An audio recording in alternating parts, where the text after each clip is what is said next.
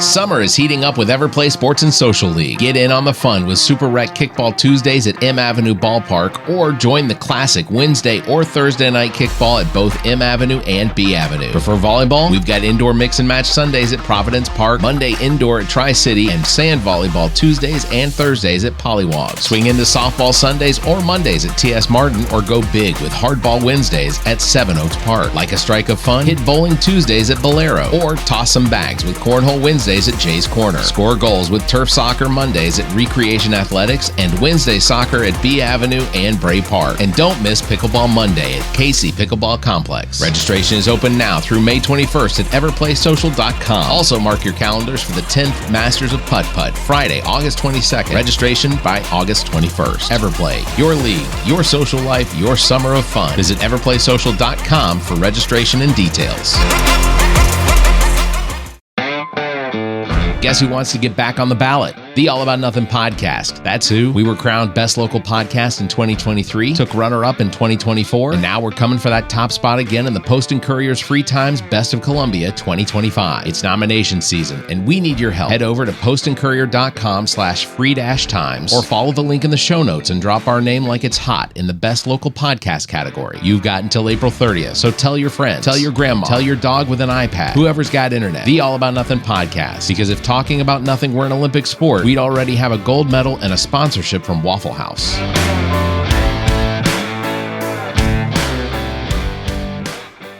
The All About Nothing podcast may have language and content that isn't appropriate for some. Listener discretion is advised. Welcome, Nothingers, to the All About Nothing podcast. This is episode number 252. I am Barrett Gruber. I would normally be joined by either Zach King or Bill Fry or Bill Kimmler or me Bland or whomever, but this week has sort of been an off kind of week, mostly because we did celebrate the Easter holiday just a few days ago. So this episode is going to be just me. So take that how you want. It's been a few weeks since we've done just a me episode. But it's also been several years since I just did my own episodes. I mean, like, when I started this was back in 2017, and it was just me sitting here for 25, 30, 45 minutes doing a running monologue of things, and didn't have a whole lot of listeners then. We have a fair number of listeners now, so thank you very much for tuning in. Please subscribe and share the show, however, if this is the first time you've checked in. That's how we get new listeners. Also, if you could, please consider supporting the show financially by visiting theallaboutnothing.com and proudly calling yourself a true nothinger. We will have more details on that at the end of the program. If you can't do that, please give us a 5-star review, a like, and follow us across all of social media. You can find links again at theallaboutnothing.com. Want to check out ZJZ Designs, because whether you're looking for a perfect graphic tee to show off your style or something unique to wear for any occasion, ZJZ Designs has you covered. From bold designs to creative prints, they offer a range of apparel that's all about making a statement. And if you love standing out in the crowd, check out their collection today at zjzdesigns.com. Trust me, you don't want to miss out what they have on in store. ZJZ Designs, where fashion meets fun, no matter the occasion.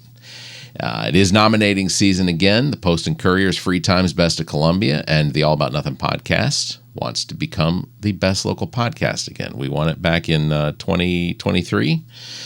So check out the link at the show notes, or you can check out the link at the top of our webpage and nominate the All About Nothing podcast for best local podcast. And prove you don't always have to be in a cult to win. This won't be a victory just for us. It'll be a victory for all of us that vote for us and nominate us. So, going to do a bit of a breakdown on the 14th Amendment here, because there is a Supreme Court case that is going to be heard on May 15th. So I want to talk about the 14th Amendment and Donald Trump's attack on birthright citizenship, and just sort of go in depth on that here in just a few minutes. So going to do that. But first, it's time again to check in with Sarah Jane Byers for Common Sense. She has decades of experience in the classroom, ministry, and life in South Carolina. Sarah Jane has seen and done it all. From raising a family to shaping minds, she's got a perspective that only comes from living through it. So let's hear what pearls of wisdom she's got for us today.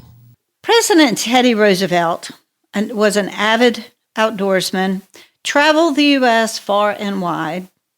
He discovered that our country had a number of unique natural features and significant historical sites that warranted preservation.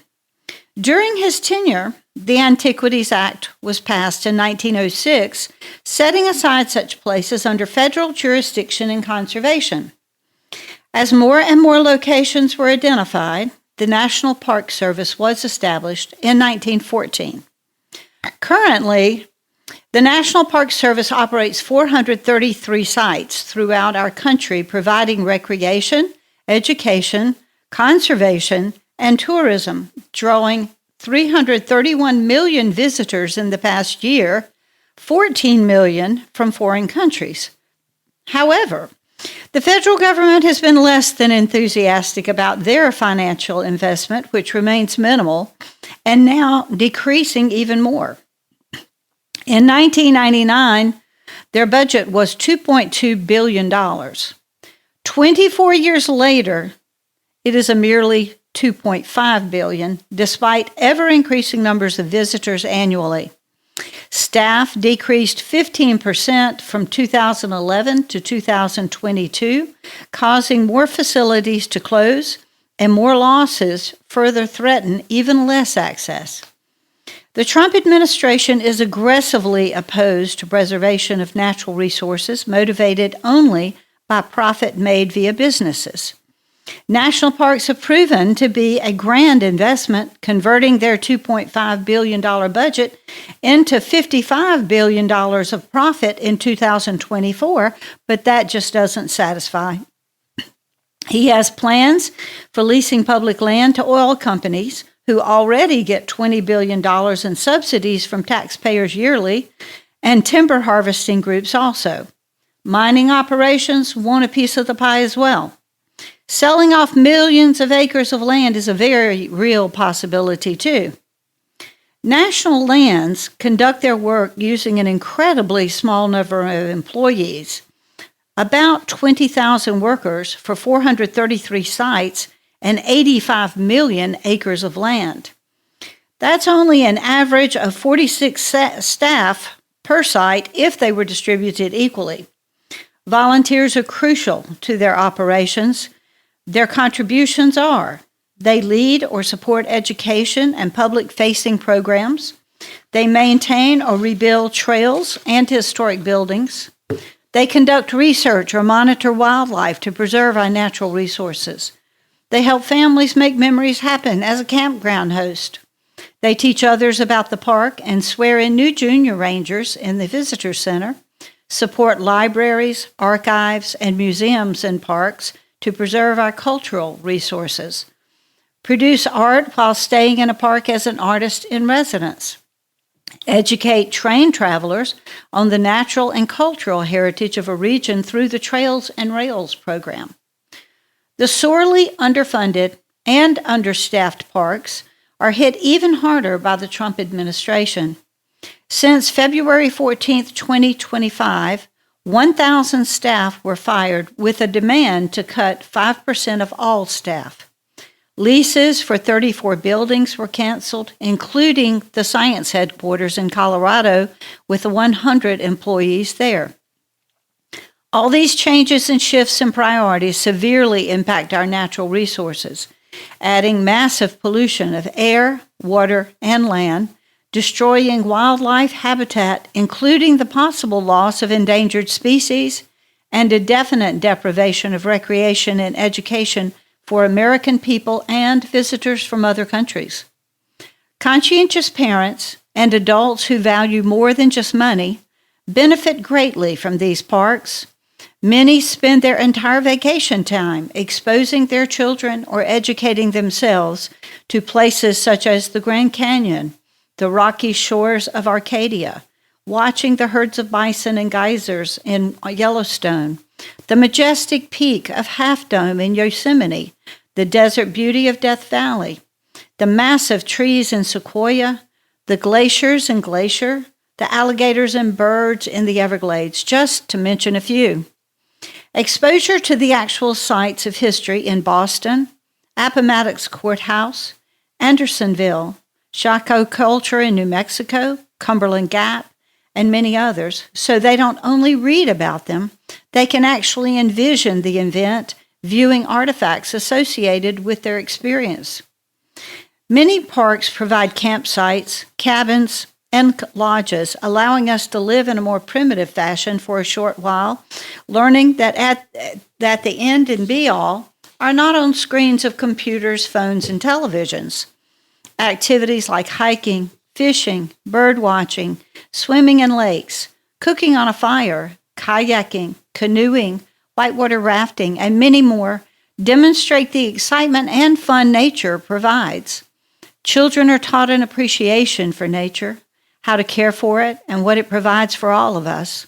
They witness diversity and reality among plants, animals, and people from all corners of the world that an urban or suburban life cannot provide.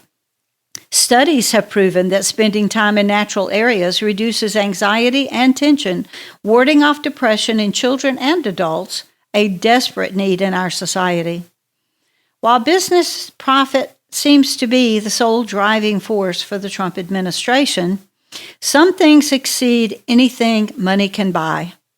Those experiences and the pleasure, knowledge, and community we gain from national parks cannot be duplicated with any form of business. It is imperative that we actively do what we can to keep these treasures operating and preserved for our welfare and that of our progeny. Thanks again to Sarah Jane Byers for our Common Sense Update. That's a diatribe that we do here exclusively on the All About Nothing podcast. Really appreciate Sarah Jane for letting us air her opinions on the podcast. I think it brings a wealth of information to the show, and I really appreciate Sarah Jane for that. She is a Columbia, South Carolina native, lifelong. She's got a bachelor's and master's degree in health, education, and biology. She also has a lay ministry degree from the University of South Theological Seminary. She has a doctorate in education leadership, as well as she has 44 years of experience teaching public high school. So just an extreme wealth of experience that is invaluable, especially when it comes to our podcast. Really appreciate her coming on and doing these things with us. So one of the things that I talked about before Sarah Jane came on is that I wanted to do an episode about the unraveling or the attempted unraveling of the 14th Amendment. And this is basically Donald Trump's quest to redefine American citizenship. Well, Donald Trump and the people that he surrounds himself with. So in recent months, President Donald Trump has reignited a contentious debate by attempting to challenge the 14th Amendment of the Constitution. So as you probably know, this amendment is a cornerstone of American civil rights and guarantees citizens to all individuals, it guarantees citizenship to all individuals born in the United States. Trump's efforts to redefine this principle have sparked legal battles, political discourse, and concerns about what the future of American citizenship is going to be. So why is President Trump targeting the 14th Amendment? What are the historical underpinnings of this constitutional provision, and what could be the ramifications of altering its interpretation? Let's explore these questions in depth. So, to understand the current controversy, we have to revisit the origins of the 14th Amendment. Ratified in 1868 in the aftermath of the Civil War, the amendment was redesigned, not really, the amendment was designed to address the status of formerly enslaved individuals and to establish clear definition of American citizenship. The Citizenship Clause of the 14th Amendment states that all persons born or naturalized in the United States are subject to the jurisdiction thereof, are citizens of the United States and of the state wherein they reside. So this clause was a direct response to the infamous Dred Scott versus Sanford case decision in 1857, which held that African Americans could not be citizens. But by enshrining birthright citizenship in the Constitution, the 14th Amendment aimed to ensure that all individuals born on U.S. soil, regardless of race or parentage, were granted full citizenship rights. This principle, known as jus soli, or the right of the soil, has been a fundamental aspect of American identity for over 150 years. So the 14th Amendment has played a pivotal role in numerous landmark Supreme Court cases that have shaped American society. In the United States versus Wong Kim Ark in 1898, the court affirmed that children born in the United States to foreign parents are indeed U.S. citizens, reinforcing the doctrine of birthright citizenship. Beyond citizenship, the Equal Protection and Due Process Clause of the 14th Amendment, those clauses of the 14th Amendment, have been instrumental in cases such as Brown versus the Board of Education in 1954, which ended racial segregation in public schools, and Obergefell and Hodges in 2015, which legalized same-sex marriage nationwide. So these decisions underscore the amendment's broad impact on civil rights and liberties, making any attempts to alter its interpretation a matter of significant consequence. President Trump's challenges to the 14th Amendment are not new. During his first term, he floated the idea of ending birthright citizenship through executive action, a proposal that faced widespread criticism and legal skepticism. Upon entering the office in 2025, Trump wasted zero time in advancing this agenda. On January 20th, 2025, he signed an Executive Order 14160 titled Protecting the Meaning and Value of American Citizenship. The order sought to reinterpret citizenship clause by denying automatic citizenship to children born in the United States to parents who were undocumented immigrants or on temporary visa status. Specifically, the order stipulated that children born after February 19, 2025, to mothers unlawfully present in the United States or to mothers in temporary legal status, such as student or tourist visas, would not be granted U.S. citizenship if the father was neither a U.S. citizen nor a lawful permanent resident. The administration justified this move by arguing that such individuals are not subject to the jurisdiction of the United States, a phrase from the 14th Amendment. However, this interpretation runs counter to long-standing legal precedent, particularly the Wong Kim Ark decision. The executive order faced immediate legal challenges. Multiple lawsuits were filed by states and civil rights organizations, leading to a federal judge's issuing of a preliminary injunction blocking its implementation. Judge John C. Koffner of the Western District of Washington described the order as blatantly unconstitutional. But despite these efforts, Donald Trump's administration has appealed the rulings, and the Supreme Court is scheduled to hear the arguments on the matter on May 15th, 2025. So Trump's push to redefine birthright citizenship aligns with his broader political strategy of appealing to nationalist sentiments and concern over immigration. By challenging the 14th Amendment, he taps into a segment of the electorate that views current immigration policies to be too lenient and believes that birthright citizenship incentivizes illegal immigration. This approach also serves to divert attention from other pressing issues and galvanizes his political base by portraying himself as a defender of the American sovereignty and values. Critics argue that such tactics sow division and undermine the inclusive principles upon which the nation was founded. Altering the interpretation of the 14th Amendment could have far-reaching implications. If birthright citizenship is denied to certain groups, it could result in significant population of stateless individuals born in the United States who lack the citizenship, leaving them without legal protections or access to essential services. Such a shift would not only contravene established legal precedent, but also challenge the nation's commitment to equal rights and due process. It could open the door to further erosion of civil liberties and set a precedent for redefining other constitutional protections. So the 14th Amendment stands as a testament to the American dedication to equality and justice. Efforts to undermine this provision threaten to unravel the progress achieved over the past century and a half. As debates continue and legal battles unfold, it's imperative for citizens to stay informed and engaged. The outcome of these challenges will shape the nation's identity and values for generations. There's not a whole lot that else can be said. This is mostly an attempt to undermine what is defining people as citizens in this country. And for 150 years, we've recognized anyone born or naturalized in the United States as being a citizen of this country.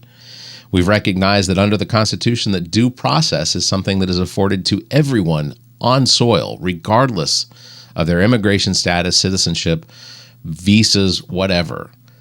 The United States fundamentally is a place of equality and justice for all. And ultimately, Donald Trump and his administration are attempting to undermine what it is to be an American, to be a citizen of this country, or even just to be a visitor to this country. It's extraordinarily dangerous. I have to believe that the people that voted for Donald Trump, while they want illegal immigration to stop, which it never will, we will always have some level, some percentage of people in the United States that are here illegally. It's part of being humans. Human nature is to migrate. We come from nomads. And ultimately, in the end, people are going to move. And there will always be opportunity to go from one country to another, regardless of how tall you build the walls or how many soldiers you put behind them. It's always going to be the case. The United States thrives on the migrants that come here and help and are paid for the work that they do. They pay their taxes. They pay into social services that they will probably never be afforded to them. This is the United States. This is the country we live in. It's hard to believe that we still have people in this day and time that are so centered on this idea of hate against people that are different from them. On a personal respect, recognizing that people I know will literally go into the Walmart and will count the number of brown and black people that they see, not purely out of curiosity, but because maybe they've given thought to potentially calling the ICE hotline, notifying them that they think that they're the people at the Walmart in West Columbia, South Carolina, that are here illegally.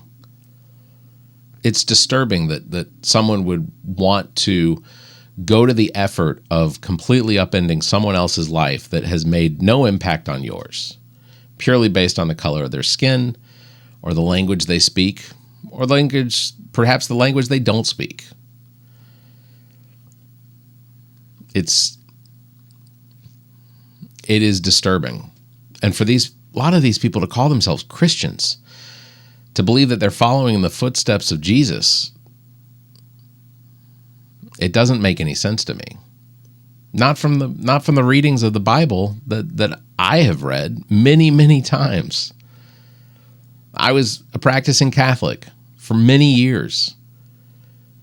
I have read through the Bible many, many times. And the actions and behavior of people that I know that consider themselves to be Christian, I am dumbfounded at how you came to that definition. I'm just dumbfounded. Anyhow, that is my take on what is going on with the 14th Amendment. So before we close out the show, I do have a couple of things that I did want to discuss. Donald Trump is now selling Trump 2028 merch on his website. So this either confirms that he is either serious about running, or it confirms that he really, really just wants to troll the Democrats and really the nation. An Ipsos poll indicated that 80% of voters do not want him to run for a third term. That was Republicans, Democrats, and Independents. 80%. Currently, the president is polling somewhere in the high 30s to low 40s when it comes to his job or an approval on his job of how he's doing in respect to the economy. That's not good. He's basically completely blown away and wasted the entirety of his honeymoon phase of him becoming president again. Completely wasted it. It's gone. I mean, no president in history has seen approval ratings plummet as quickly as Donald Trump has. And you can deny it if you're one of his supporters. You can say that I'm wrong. You can say whatever you'd like. But in the end, this is the truth. Donald Trump is an unpopular president less than 100 days into his presidency. Constitution, of course, in the 22nd Amendment, does not allow for a president to run or to be elected to a third term. Can he run? Yeah, he can run for office. He can run for a third term. He can run for a fourth or fifth term. I mean, as long as his body holds out. But he can't be elected. He can't be sworn in for a third time and be president again. There are some potential paths to him becoming the president. He could potentially be elected as the vice president, and then whoever that president is could step aside almost immediately and be able to allow Donald Trump to ascend to the presidency for another term.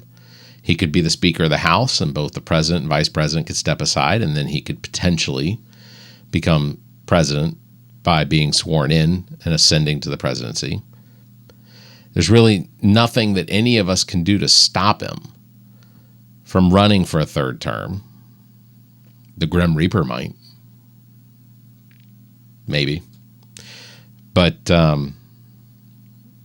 it really is what it is. I cannot imagine a scenario where Donald Trump, knowing that he can't be sworn in as the president based on an election, would really want to become the president again. Like, he's an old man. He's going to be 82 years old. Why not just let it go and retire? But I think I know the answer to that, and it's his vanity. It is his desire to be recognized. And that's why he recognizes Putin and Kim Jong-un as being such strong men, because they never have to relinquish their power. Putin can continue just to kill off everyone that opposes him in an election, or sentence them to life in prison in northern Siberia.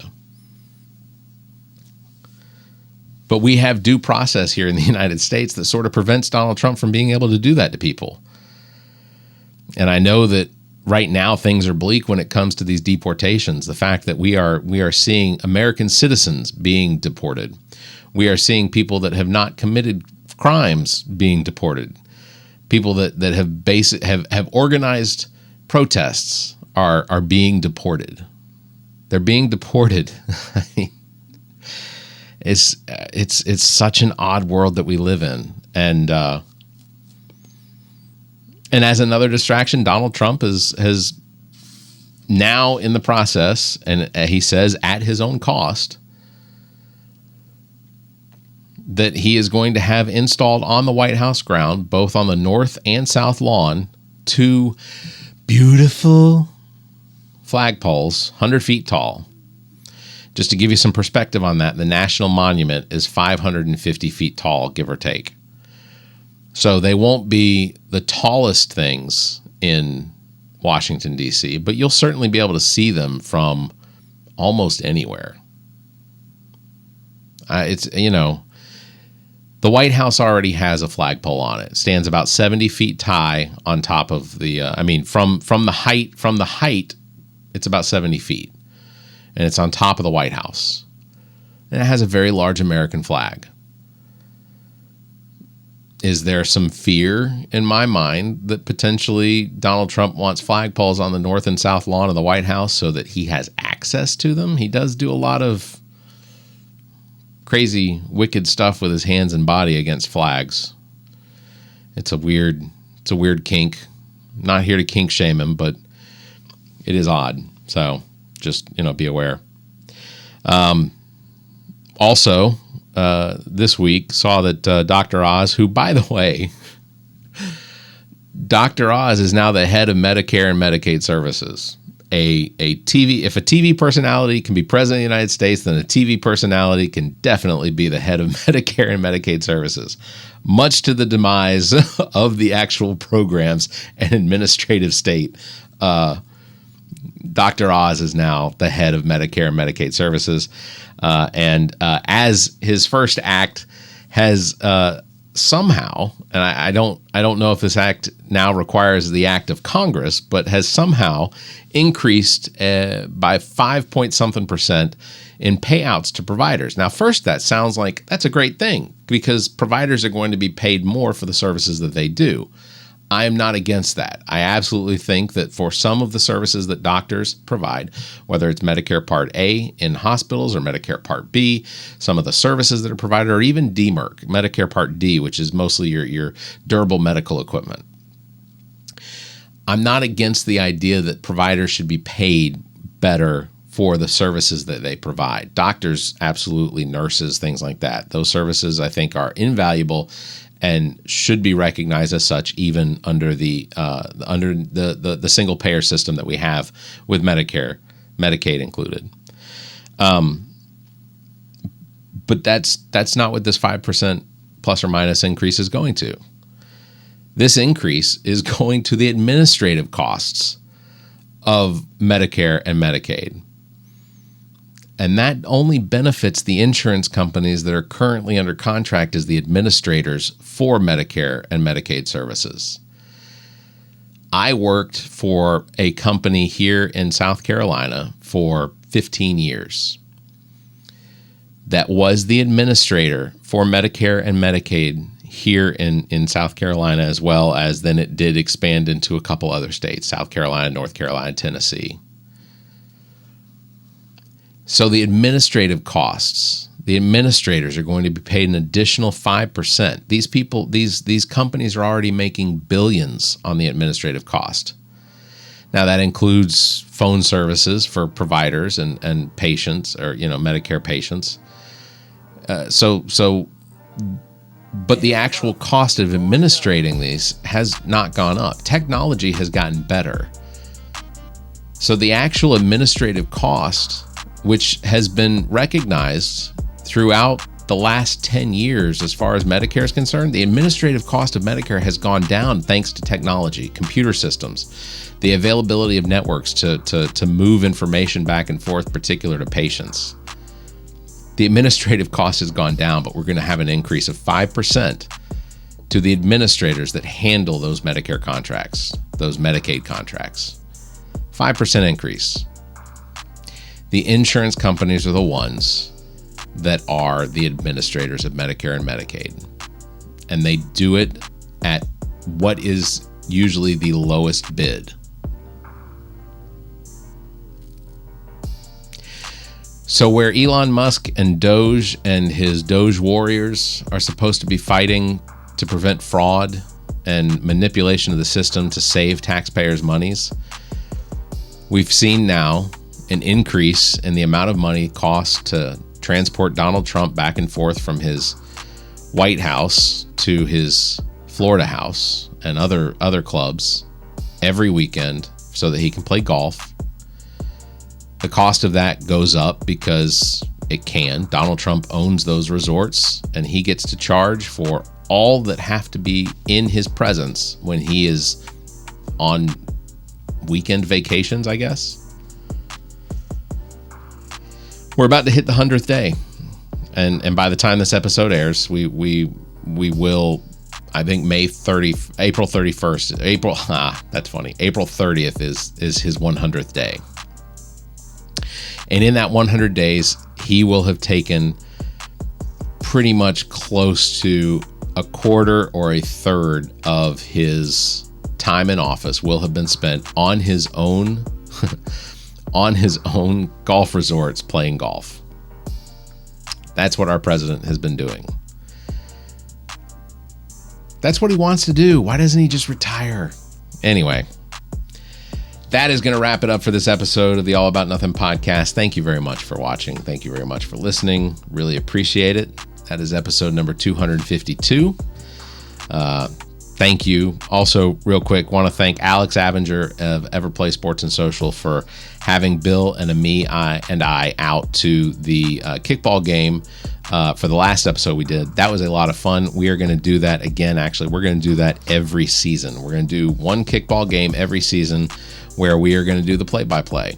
And so if you enjoyed that, we're going to do it again very, very soon. So Thank you again. Links to all of our past episodes, podcast platforms, merchandise, and social media are available at our webpage, theallaboutnothing.com. And if you think our financial model of giving away content and entertainment is silly and you're in the giving mood, why not become an official Nothinger and support the show? Members get early access to this episode as well as exclusive content. You can visit members.theallaboutnothing.com, or you can find a link at the top of our webpage. You can also give a one-time donation through the same link. If you'd like to be a part of the show, you can call and leave us a message. Phone number is 803-672-0533, or you can email the show at theallaboutnothing.com, or you can join our Discord server, links found at our webpage.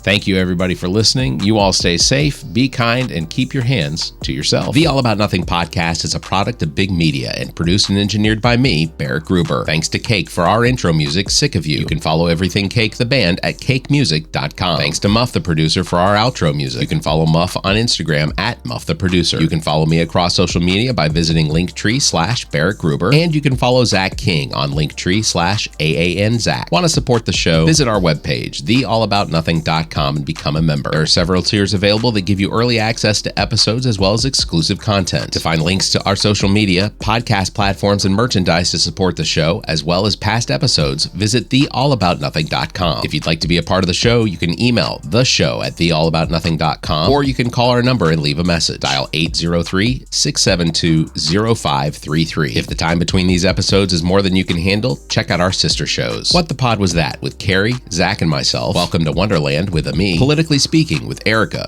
Kirsten, and Emily. And Black, White, and Blue in the South with Dr. Jameel Brooks and Bill Kimmler. Please subscribe and share this show. If you're on YouTube, please subscribe and punch that notification bell. Thank you for listening, and hear us next week.